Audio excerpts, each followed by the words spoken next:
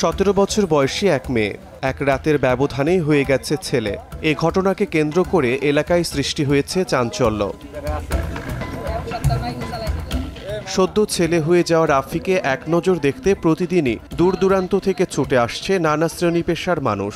হরমোনজনিত কারণে নারী পুরুষের মতো বা পুরুষ নারীর মতো আচরণ করতে দেখা গেলেও মেয়ে থেকে ছেলেতে পরিণত হওয়ার ঘটনা বিরল। রুমি রাফি হয়ে গেছে, তো আমি খুব শকড ছিলাম।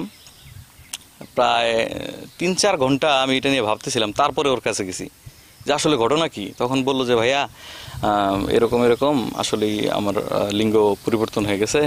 তো আমি নানাকে দেখাইছি, এটা সত্যি।